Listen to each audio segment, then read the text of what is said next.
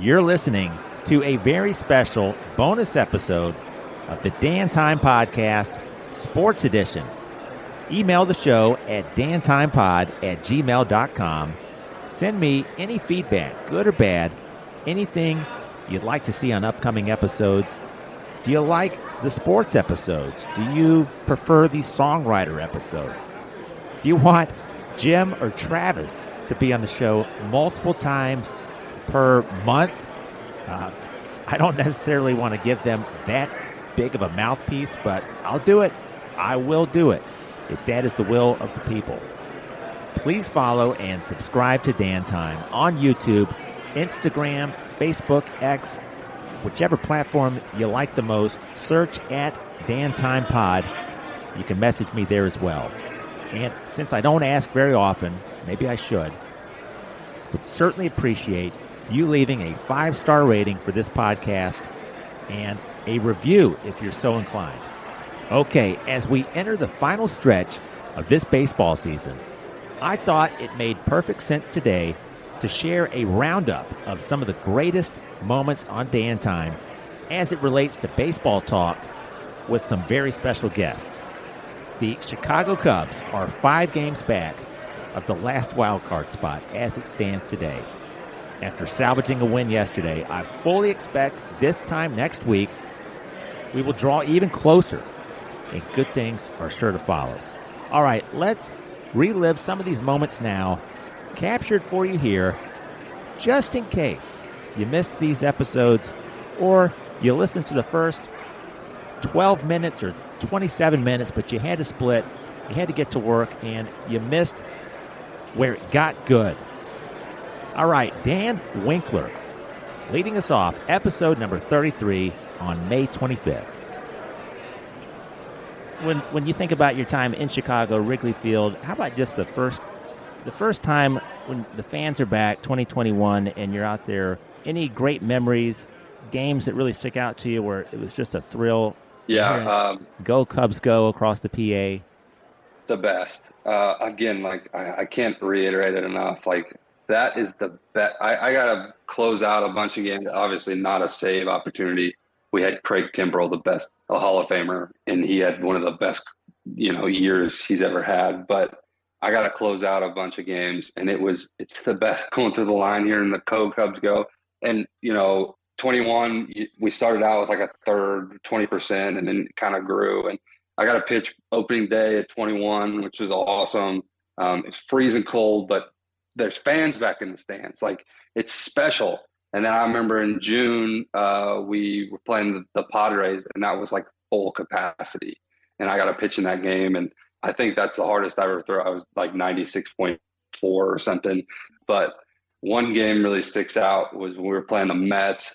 And this is the first year we had the ghost runner rule, which you start with a runner on second in the extra innings.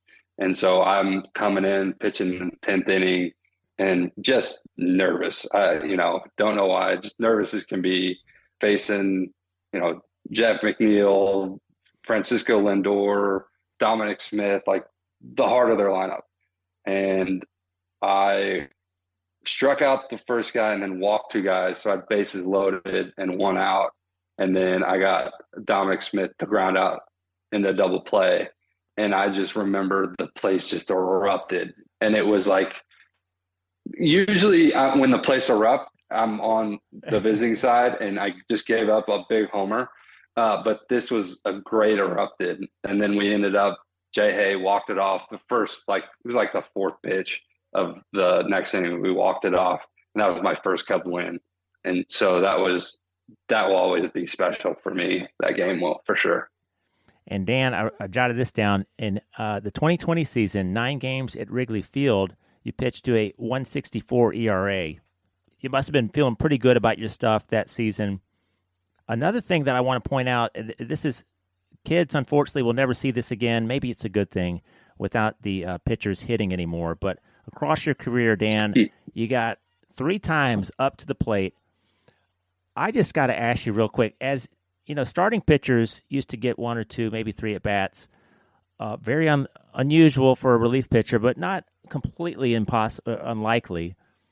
depending on the game situation. But as a reliever, like I think there's a game where you're pitching 2 innings against the Padres and you're just going to stay in the game and grab a bat. What's that? You can't possibly be going into that day thinking, I'm going to put on a helmet and grab a bat and stand in that batter's box in a few hours. You never think that. You never, like it never goes through. You're trying to get the best in the world out. Like that's the last thing. I remember my first time I was so excited because we were winning by a lot and I was really excited. It's just cool. Like my first time, I remember you see it from the pitcher's mound, you see the field from the pitch, but now you get to stand in the batter's box and see what the hitter sees, and just seeing the field from, you're like, whoa, this is so much cooler, like just little reliever stuff like that we always talk about. But yeah, I never struck out in a major league game. So in my 3 ABs, I didn't strike out. So 2 ground outs. But I remember the Cubs one.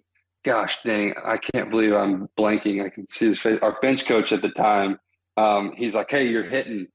I'm like, no, I'm not. And he goes, yeah, you're up first. You're leading off. And I'm like, what?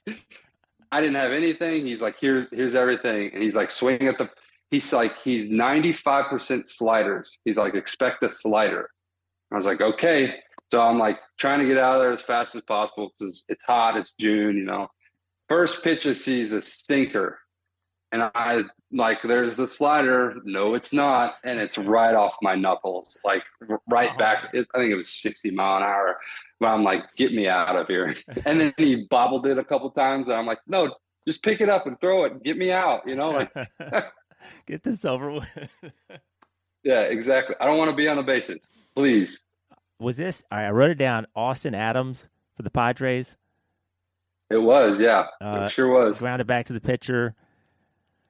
In these situations, whose bat are you grabbing? Whose helmet are you putting on? I think it was Arrieta's. I think maybe they probably got me the smallest bat and made sure, they're like, it used to be American League teams, when they'd play National League teams, if a reliever had to hit, they'd hand them a broken bat and say, you're not swinging. But thankfully, Rossi was like, yeah, we want to see what you got. So they let me swing. Do you glance over and Rizzo and KB, are they hanging over the rail? I mean, they're eating this. They love it. They love it. Yeah. I heard it so much, especially from Tony. He's like, you're never hitting again. You know that, right? I'm like, good. Don't bring the DH, please. Right. Dan Straily, episode number 37 from April 22nd. What's it like when you're versus a quarterback that throws a pick six, and as soon as it happens, he's trotting off the field with the offense? Basketball, it's moving really fast. Baseball, you could walk 2 guys back to back, then give up a base-clearing double. You're not getting the hook yet. It's the second inning. Maybe your team started giving you 4 or 5 runs, so you got a little bit of a leash. Then you give up another single. Then you get a pop out. You're just hanging out there, going through all those emotions. That's a really long-winded question, but what's it like for people listening that haven't been in that situation where you're on the mound and you are just frustrated, confused? You're thinking, man, I felt great today. What is happening here? But you can't fall apart because, as we know, right, the pitcher's got the center field camera on him. He's got those first and third base dugout cameras zooming in on his expression, how he's handling this moment. Are you guys? Yeah. Speak to that a little bit. Yeah. So when we have a bad day at work, the world notices, right? The audience that's watching you notices. I said this to my mom before, I think. But like, Mom, you have a bad day at work. Like, you might go home and think about it, but like, your boss isn't going home and thinking about your bad day at work. No one else might not even know it's a bad day at work. We have a bad day at work, the whole world notices. And when I was overseas in Korea, I heard the perfect saying about these days. I'm going to say the saying first, and then I'll tell you the backstory. It's not broke, It just doesn't work. Let me say that again. It's not broken, but it just doesn't work. And what that was referring to was an air conditioning unit in the weight room. It was 98 degrees outside. The air conditioning system had zero airs on it. It was pushing air. It was not cooling the air to the temperature that we wanted it to be inside. It was 94 degrees, it felt like, inside the weight room because there was 30 of us in there lifting weights. They bring all these technicians in. They're searching everything. There's nothing wrong with the system. But today, it is just not working. Today, the air outside is way too hot for our system's capacity to cool it off by the time it gets to your room. When the air outside cools off, that air that passes through the system will be cooled to your desired temperature of whatever, okay? When you're on the mound, you don't get to the major leagues by sucking. You don't get to the major leagues by failing. Anytime you watch an athlete on TV, you're watching someone that has poured their heart and their soul into that profession, okay? Now, because people buy tickets to these sporting events and pay for these TV packages and this and that, like, right? Like, they're entitled to their whatevers. You can say what you want according to them. But I always remind people, like, we're just people, right? We're just like you. And some days I show up to work and the air outside is too hot for my system to cool it off. I'm not broken. I'm not going to go hit the panic button after this game and figure out what I need to change. It just didn't work today. One of my favorite examples of this is Joey Votto. If you follow baseball, you know who Joey Votto is. And I played with Joey in 2016. And at the end of May, so we're pretty far into the season. At the end of May, I think it was, Joey was hitting like 202, which is not Joey Votto. It might have even dipped below 200, but I don't know exactly where. It was around 200. And Joey said to the media, if I finish this season under 200, I will retire and give back the rest of my contract. I think Joey was serious, by the way.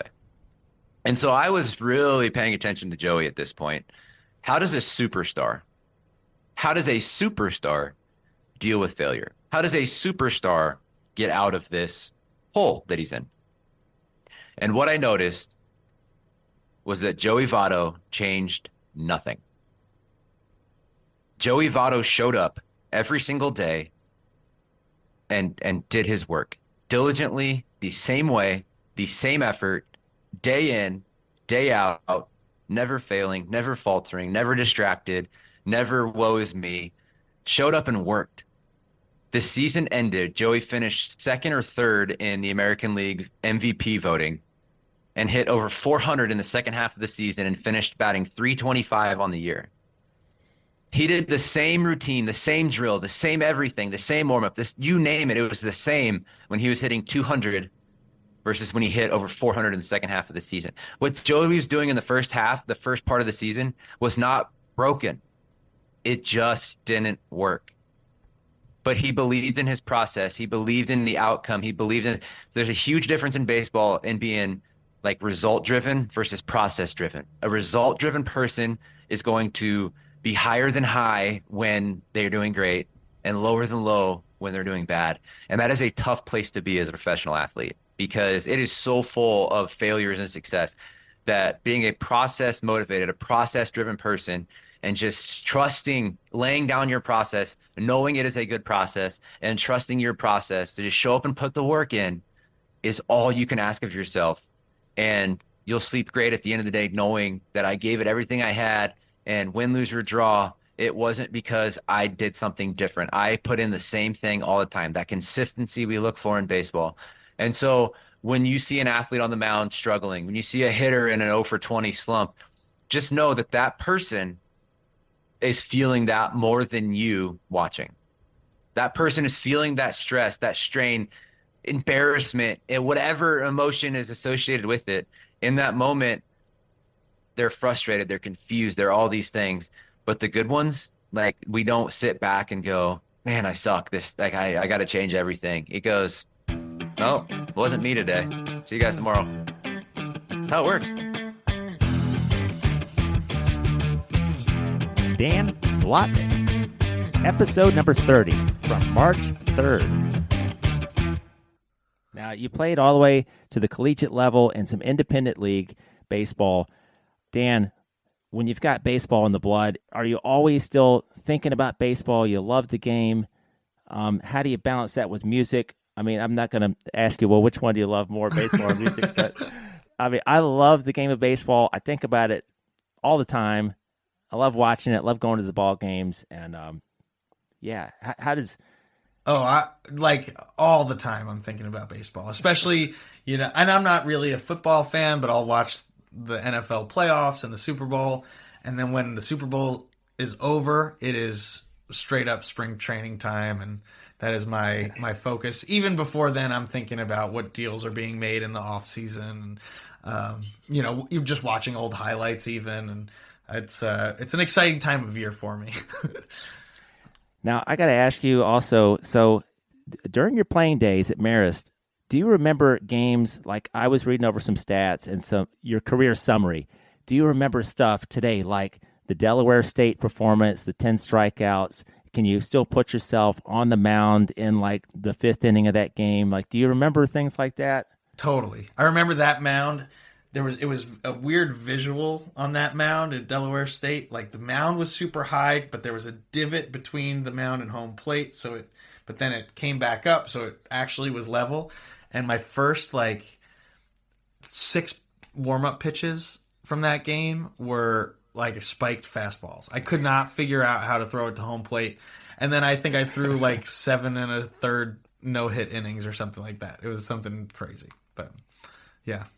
I'm glad you picked that game because there were plenty of other games that you could have picked. I remember the Old Dominion game when I came in and walked 4 guys straight and then came out. So that, I can definitely put myself in those situations again. And now your freshman season at Marist, if I'm getting this correct, you got a win in your first appearance. Mm-hmm. Five innings. Was it George Washington? Was it George Washington? George Mason. That game against George Mason, I was playing right field. I think I was the leadoff hitter and playing right field my freshman year. I don't remember my first pitching outing was at UNC Charlotte, and I gave up a couple runs. So I don't think I got the win there. Yeah, so I saw that you pitched, you bat left, southpaw, bats left, throws left. I always like when you go to baseballreference.com and you can look up like a guy from the 1800s or the 1920s and it still says bats, plural, like he's still around, bats and throws. That's very funny. Yeah. Only in baseball did you see that. I love that. So you manned the outfield positions. Did you play all 3 outfield positions? I think at some point I played each. In high school, I was definitely a center fielder. But when I got to college, they moved me all around, and when I played professionally, I didn't play any outfield, but I loved taking batting practice in the outfield. Like I still had that. I loved shagging fly balls and running them down, getting my sprints in that way. When you played and going back to being 7 or 8 years old, did you think, okay, my dream is to be a Major League Baseball player? Like, were you one of those little kids where that's what you definitely wanted to do? Because I did, but I was like, I quickly found out that's not the cards for you, buddy. But yeah, I definitely had that dream. I don't think I ever realized how good I actually was, which is kind of a weird thing to say until I started getting recruited by colleges. And there's the date, I think it was July 1st of your junior year, when college coaches can reach out to you. And I had a bunch of Division I schools interested in bringing me on as a pitcher. And that was kind of like, wow. And this is all the way through high school. And, it was like, I don't think I really understood that I had a shot at making money playing baseball until then. And, after that, I definitely put a lot more pressure on myself. And, there were periods where it wasn't as fun because of that, but it was also really, really fun for most of it. So that was pretty much the story of it. Well, When you were, this is it, kind of jumping around a little bit, but still keeping it on baseball. You're at the right place, the right time at Yankee Stadium at 2017. You managed to snag Aaron Judge's 50th home run ball. And I was like, when I saw that, I was like, wow, he was a rookie in 2017, and he's already put up the kind of numbers he's put up. Tell me about that experience. And also, I gotta say, last August, I went to see the Braves and the Yankees in Atlanta and saw Aaron Judge relatively up close from like the mezzanine level. I'm like, that is a large human being. Yeah. You just don't see like a guy like that walking around Costco. Right. What was it like? Just the experience. Just take me through getting the ball and then meeting Aaron Judge. Yeah, so it was a random like makeup day on a Monday afternoon game at the end of the season, and my friend Steve and I from Marist were going to see our ex-teammate and friend Kevin McCarthy, who was a reliever for the Royals. So we're sitting by him in the bullpen, and there's not a lot of people at the game because it's a Monday afternoon in September, I think. And the ball bounces 50 million ways. It ends up in my hands, and this is like, I've never even caught a foul ball at a Yankee game or any major league game, so this is just insane. And then Steve and I had been talking throughout the game, knowing that Judge was near the record, and he actually tied the record earlier in the game. So we started thinking, okay, what would happen if we got the ball? And we decided that we would give it back to him, which now that my wife and I are paying for house projects, I kind of wish that I hadn't given it back to him. No, but it was the right thing to do. But house projects are expensive. So, security surrounded me immediately and basically said, if you give us the ball back, we'll take you down after the game. You'll get to meet him. You'll go on the field, all this stuff. So that's exactly what we did. We got to see the clubhouse. We got to sit in the dugout. We got to go behind home plate at Yankee Stadium, which is just super cool. And it was great to meet Aaron Judge too, who is just enormous. And I'm not a small guy for a baseball player. I'm a little bit on the smaller side. I'm about 5'10", and he made me look like a little boy. And it's just, he was so nice and so gracious and appreciative. But yeah, he's one of the biggest people I think I've ever seen in my life.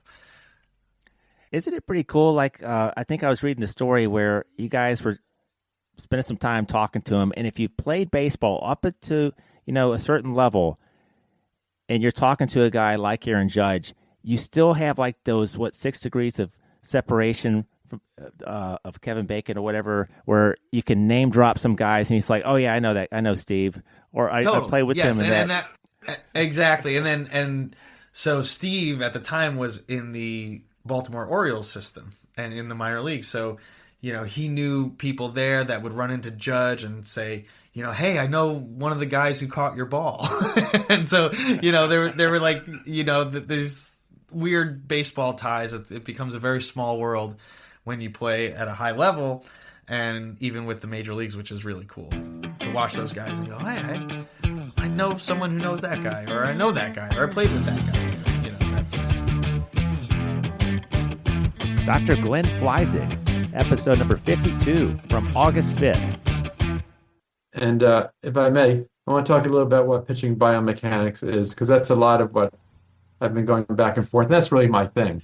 And pitching biomechanics, bio is like biology, humans and stuff, and mechanics is like physics. So when I started with Dr. Andrews in the 1980s, meaning I'm old now, we were the only show in town, and biomechanics is taking computers and cameras and trying to study how humans throw or run or do things, and using the laws of physics to figure out if their body could handle it, all right? Or what's the best way to do it. And now I'm happy to say that our biomechanics at ASMI here in Birmingham has led to biomechanics kind of being generally accepted throughout sports and baseball. And a lot of the teams have a biomechanist or biomechanics equipment as well. The teams have. They used to all send their players to me here in Birmingham, but now instead they've hired people who work for me in the past or other people, and they have equipment. And biomechanics is now a part of sports, baseball in particular. We know teams have always had coaches, and then when Moneyball came along, teams started hiring data analytics people to figure out on-base percentage and things like that. But now teams are hiring to really study the science of the athlete moving. And what biomechanics does in our baseball pitching, we could analyze a pitcher, break it down. How much did he bend his knee? When did he rotate his hips? How much does his shoulder rotate back and arm rotate back at the shoulder? How much force is on the elbow? And we could also see, having studied thousands of pitchers, including a dozen Cy Young Award winners or other top pitchers, we could see that these are the physics that lead to maximum performance without high risk of injury. And it's a beautiful thing that biomechanics, I love it, that biomechanics is now part of how we're trying to help everyone from major leaguers to little leaguers stay on the field and be as good as they can. And I love how you said on the episode with Joe and Tom that it really is great that a lot of major league teams have a biomechanist on the payroll, but a even bigger thing is that they're communicating, that you had this intra-department communication taking place. And so some teams, I guess, are taking advantage of that, and some people kind of stay in their little silos, I guess, as you said. Yeah, if you step aside and you wonder why some baseball or football or basketball organizations win often and some are always saying better luck next year, the ones that are doing well, all the teams have team doctors and coaches and biomechanists. But the teams that are doing well are the teams with, like you're just saying, have good communication. And it seems so obvious, like, duh, of course you want the teams.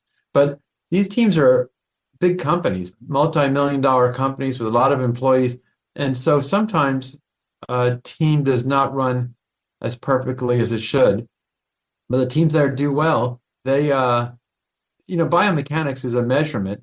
And the biomechanics information has to get into the head of the coaches so the coaches can use it as a tool to enhance what they're doing with their players. And that's the way it works when it works well. Gerald Watkins, Chairman and Executive Director of Friends of Rickwood, episode number 23 from January 14th. And Gerald also putting on or getting the field MLB ready and everything that's been taking place since late October, all the construction going on. I'm sure that you're looking ahead to 2025, 2026. This is not planned to be a one and done. I'm sure everyone with Friends of Rickwood and other interests would love to make this an ongoing tradition, maybe. Well, Dan, we hope to have a second game. When the MLB did the Field of Dreams game in Iowa, they did 2 years. So we're hoping they'll do the same here. And I think what needs to happen is Birmingham as a city needs to rise up and show its hospitality. We need to handle the traffic, the security. All those things need to be done first class, and I'm sure they will because, as I said before, Birmingham has a way of showing its hospitality and rising to the occasion. The city has been great at every level, and I'm sure they'll continue to do that. They'll do their part. The Friends of Rickwood will do ours, and everybody that has a chance to be a part of it will do everything they can to make it a success. And if it is very successful, then we certainly hope MLB will come back. One of the other conditions is that once MLB leaves, we have to keep the field up at Major League quality. So we'll have to be very careful about how many games we continue to play on the field. And we'll have to make, again, every effort to keep the ballpark in the same shape going forward as it will be by the time the MLB game comes. And we have people that are MLB associates and affiliates that are going to give us some consultation and advice on what to do and how to handle that. And so our very, very best hope is that we will have that game a second year. However, we're working on some other things. We have been speaking with folks connected to Japanese baseball about having an exhibition game of Japanese teams to come in. We have been talking to the SWAC conference about having a SWAC championship game. there are other things that we're going to have, and MLB has told us, and I'm sure they've told other people as well, they are looking at ways to expand their reach and do things to grow the game. And so once they have our facility to their liking, they're going to give us an opportunity to host other things. And so this is just the beginning of a new era in Rickwood's history, and the MLB game is going to be special, and then there are going to be some very, very special events that happen after that. And not to be lost in this is our local teams. We are the home team for Miles College. Miles College plays about 20 games a year here, and once 25 gets here and they start putting their schedule into play, they're going to have a field that will be the envy of college baseball all over the world.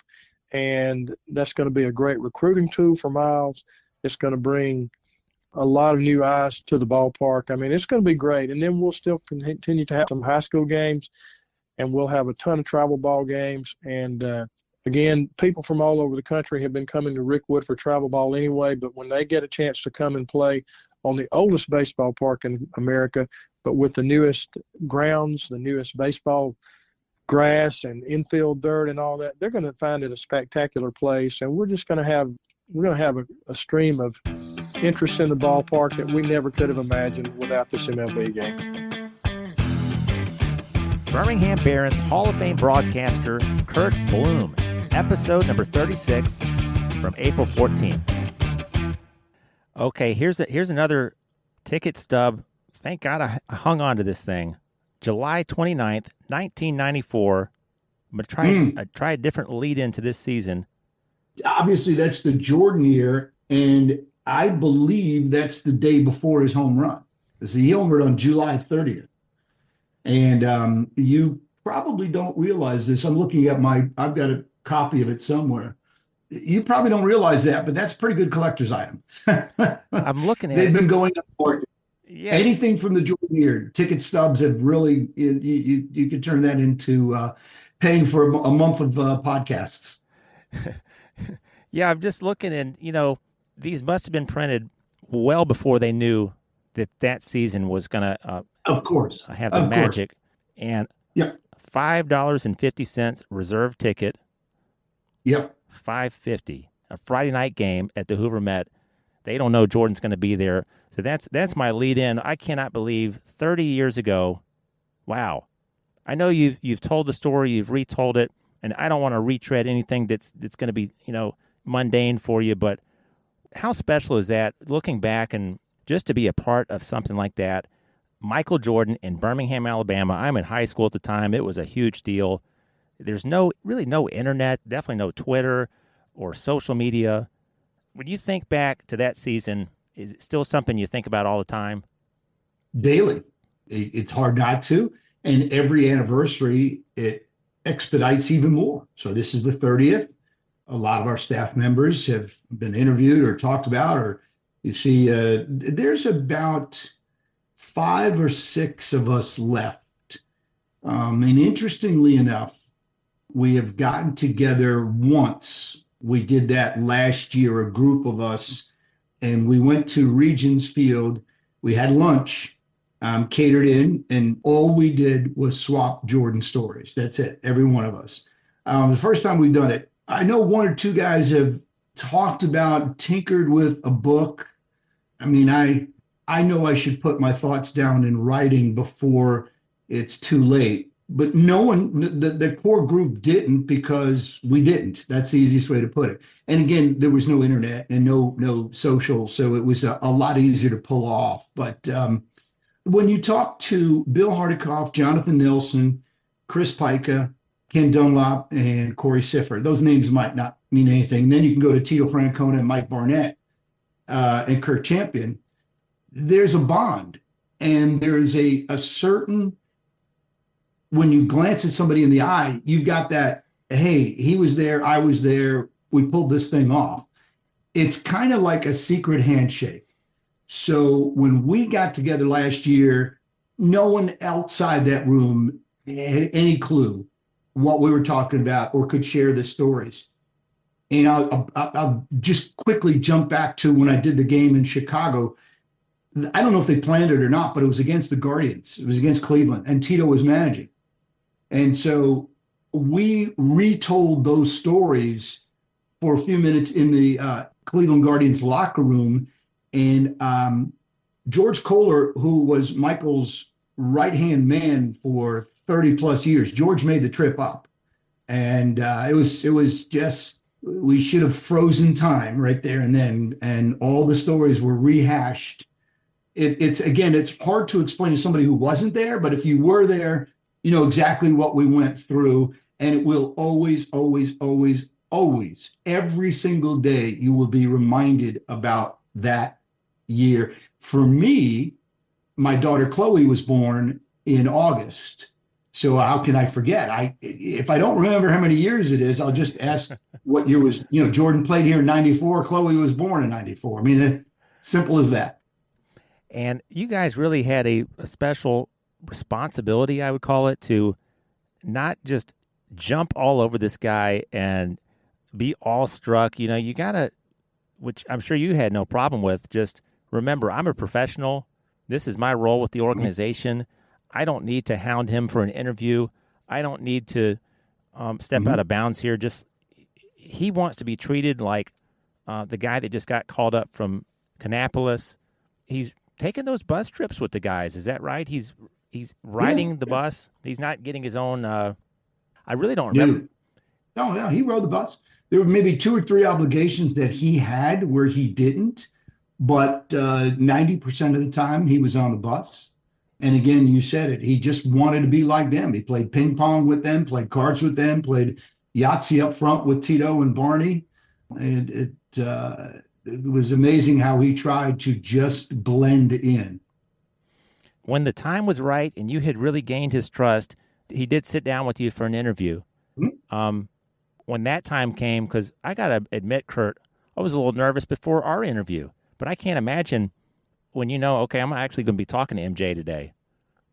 Did you have to do some breathing exercises or? Yeah, it was one of the few times, I don't think I've written down an interview. I have notes every interview that I do, but that was one that I had questions, not notes, but questions. I couldn't screw it up. You're going to have one choice. And I knew, my hands were sweating. And you got one. It's like Eminem. You got one shot and make it work. Otherwise, you will see Mom's spaghetti. It was in the training room, and he called me down. He got on the walkie-talkie system that we used and said, "Come on down." And then we did 15 minutes, and that interview. I'm so pleased and proud, and somehow through audio, but it's on my website. The whole interview is on the website, the first hit, the first home run, shameless plug, kurtbloom.com, CURT. It's all there. And, there's no doubt I was under an immense amount of pressure. The pressure was making sure the tape recorder worked, that I didn't stumble, that I had enough batteries in the tape recorder, everything you could possibly think of. That was my biggest concern, looking at my hands sweating and dripping. So he was asking questions and I was going like this, just making sure I got the next one out. But I think all in all, it came out pretty well for a, 28, something like that, 28-year-old, something along those lines. Just in the experience of a lifetime. And, Michael's playing pretty good ball back then. If you just focus on the batting average, you're going to get lost in it. He was a good fielder. He made some good plays in the field. Pretty good base runner, I would say. Very good base runner. 30 stolen bases. Yeah. And if not for it's the same year as the labor dispute. Yes. You take that away. He's probably, I think I heard you say, or somebody else say, he's in Charlotte in '95, most likely, or it was Nashville. We didn't have a Charlotte back then. Yeah, I'm pretty sure. And talking with Tito and Barney, we all think that the progression would have been start the year '95 in Nashville, AAA at the time, and then at some point during that summer get called up to the big leagues. That's probably what would have happened. But by all accounts, he enjoyed his time in Birmingham. He was having fun playing baseball. Well, George Kohler, I mentioned George. George was his personal assistant for over 3 decades. And when I saw George again in Cleveland, he said, was by far the most fun they've ever had during a summer. And it was nice to hear. It was quite an endorsement. Well, Kurt, you got a special place in history there. You'll never forget it, and baseball fans will never forget it as well. Dan Kobylka, an early episode, number 8, from October 2nd, 2023, talking about the Challenger Baseball Program in Chatham, Ontario, Canada. When we get new volunteers, usually the first year I assign them with one of our players. And I said, this is your job for the summer is with this player. And your job is to develop a relationship. That's all I want from you is to learn how to develop a relationship with people that aren't just like you. And that means they have to learn what the other person is like. And they have to realize you have to accept people where they are and not where you want them to be. And we can try as we might. Some of our ball players are just never going to be tremendous athletes or tremendous intellects, and that's just how it goes. And you have to accept them for what they are. With the Challenger program, I have players that I've known for 30 years, and so you really get to develop those relationships and see them grow and facilitate their growth both on and off the field. Well, just a little bit of history. I think it was 91. I was watching a television program, and they had a segment on something called Challenger Baseball, which I never heard of. And it's a product of Little League International, been going since '89, so it was about 2 years into its fruition. And I thought this is really interesting. And then they zeroed in on one kid who aged out. He was over 18, he couldn't play with the kids anymore, and they brought him back as a volunteer. And I said, oh, this might be really interesting.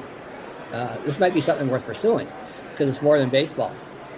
Now, getting the resources and tying in with the baseball organizations is easy, but I just can't show up out of the blue and expect people who don't know me to trust me. So it took a couple years before we really got enough kids to play. But once the program got going and the parents spread the word and the kids, and then it kind of rolled from there. But we had to establish our own credentials, our own credibility first. And with the adult program, most of our advertising is our players telling their friends. So that's how we get our players in this program. In the children's program, one of the fathers, he'd always sit by himself, and he'd look over and he's crying. And he just said to me, I never thought I'd see the day I see my son on the baseball field. This is something that these dads and moms that they never see their day their kids could be in sports and athletics. And we provided that for them. The parents were just so grateful. And one of the things we push is we have 3 groups. We have our players, our volunteers, and our families. And each group has an equal say in what goes on. They own the program, and that's what we push with the adults. It's your program to the players. It's your program. Whether or not it runs is up to you. So it gives them more of an incentive to get along with each other and to do what it takes for everybody to have fun. Dan Weinrib, umpire, episode number 24, January 21st. Yeah, I'll tell you a couple of quick stories of where I had to eject people and they absolutely deserved it. I had a kid, I was behind home plate. This kid was batting, and a pitch came in, fastball, low outside corner, knee high. They caught the plate, and I said, strike 2, strike for strike 2. And he gave me a what? And next pitch came in, same pitch, same location. I rung him up for strike 3. And as he was walking back to the dugout, he turned to me and yelled, bullshit. And cussing on is an grounds for automatic ejection. And so I just whipped off my mask and said, kid, you're done. And I walked up to his coach and pointed out his number. I said, you're going to need a new third baseman. What did he do? Well, the coach asked me, well, what did my kids say, essentially? And I have to watch my own language or I could be subject to punishment myself. And so I just said, he said the BS word.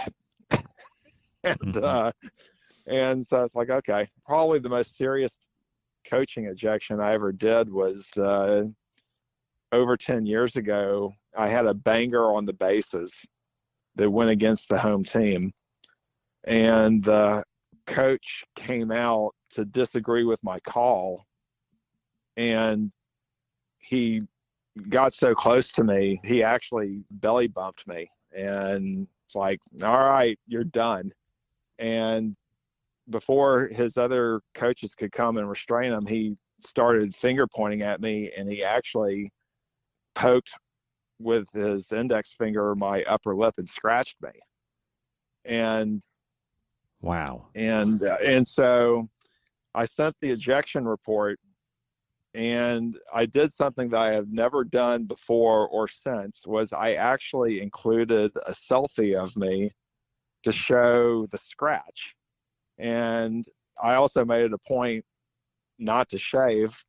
So I had a day's growth, and you could still see the scratch. And so no one can say, oh, Dan cut himself and is making up a story about, the coach poking him. No, it was still there. And the coach ended up getting suspended and fined by the state association. And he clearly deserved it. But, those were probably the two most serious incidents I ever had to deal with involving an ejection. But, hey, it does happen. And if people don't behave themselves and they cross the line, well, they deserve to get punished. And that applies in real life as well. So. I guess most of the time you can have a coach disagree with you and maybe share his opinion, and then after the game, do they not necessarily say, "Hey, I apologize, I was a little hot about that," but they just try to shift gears and be nice and say, "Hey, hope you have a great rest of the weekend," or does it that happens. Drift into niceties where it's just, "Oh, let's just forget that ever happened"? Yeah, it happens more often than you realize. And yeah, you understand it's the passion. They're competing. They're trying to win every game. And at the end of the game, they recognize, we're just doing our job, and, we quickly let bygones be bygones. And so that's why we coaches and umpires tend to have an excellent relationship because we know each other. We've seen each other over the years, and we know each other's to be, we know what our roles are. And what you also find is that a number of coaches have also umpired games, and so they know what it's like to be behind the mask and having to do this job. Thanks for listening. Hope you enjoyed that special baseball roundup episode. Stay tuned later this week for the next episode of the Dan Time Podcast. DanTimePod@gmail.com, @DanTimePod across the socials. Again, I really appreciate if you follow, subscribe, and leave a star rating for the show. I appreciate you as a listener.